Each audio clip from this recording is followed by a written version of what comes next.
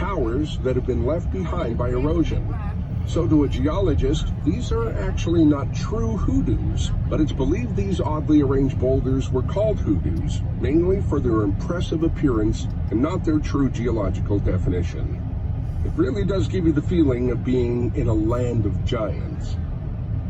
Đá không ha.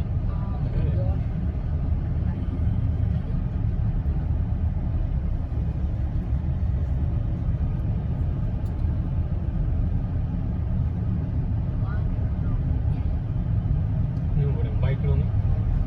Oh man. Hay á. Oh, nó quay phim. Nó quay phim.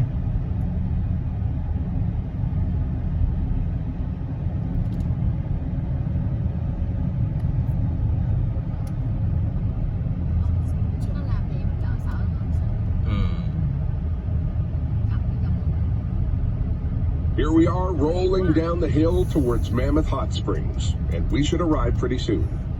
If you've not been to Mammoth before, there are many things to do there. It's the home to Parks headquarters, and all services are available here. As we get closer, we should be able to see the hot springs steps from a distance. The white stone on the hillside is Terrace Travertine. We absolutely must spend at least an hour or even two exploring the two levels of the hot spring terraces. After exploring the terraces, we'll quickly arrive at the Liberty Cap, a fantastic rock formation that deserves a photo with us. Mammoth also represents the exit from Yellowstone towards Gardner, Montana. At that entrance, we'll find the Roosevelt Arch, a commemorative arch gate that provides a grand welcome experience to visitors to Yellowstone, named for the president who seemed to fight the hardest for Yellowstone to enjoy the natural preservation that was intended for this amazing place. Let's visit the upper terraces first, then the lower terraces and Liberty Cap, then Mammoth built-up area. But if we feel we need to make a pit stop first, drive straight to Mammoth, and then it's only a couple of minutes back to the terraces.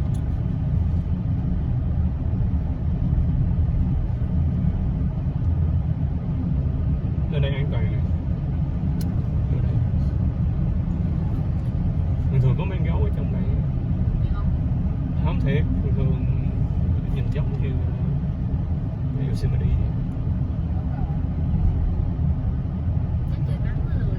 Nắng.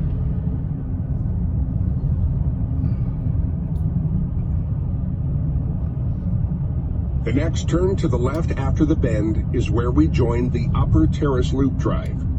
The turn is right at the end of the roadside pull-out parking.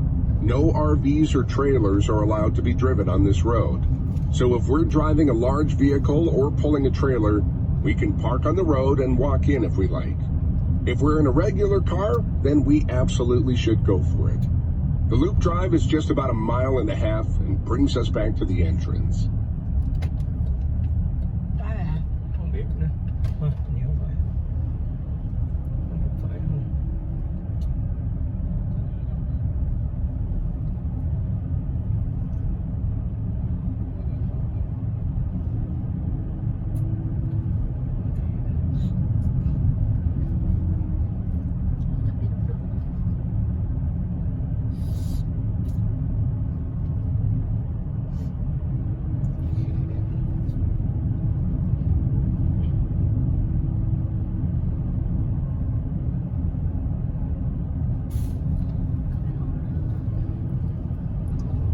Chưa tới cái chính.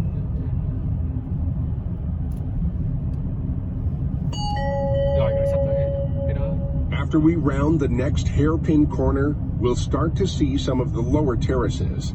If it's extremely busy, it might be a good idea to find a parking spot before we catch sight of Liberty Cap. But people are always coming and going, so we should be able to find a space closer to where we can see the boardwalks. Liberty Cap is an interesting formation, and believe me, you don't want to miss it. This marks a great place to stop, park, and explore the lower terraces, and we should stop and at least get a photo of Liberty Cap. It takes a good hour or so to do an entire exploration of the nearly 2 miles of boardwalks on the lower terraces and see the 15 or so various formations and viewpoints from different angles. but it's time well spent to explore the terraces of Mammoth Hot Springs. If you don't feel like walking, let's at least take the Liberty Cap picture, okay? There are excellent signs along the boardwalks to explain the characteristics of each of the springs and formations. I should also mention that it's common to see elk in the nice grass around the buildings of Mammoth. Feel free to take photos of them, but please don't approach them too closely. You might also notice that some of the buildings in Mammoth are built in the style of barracks.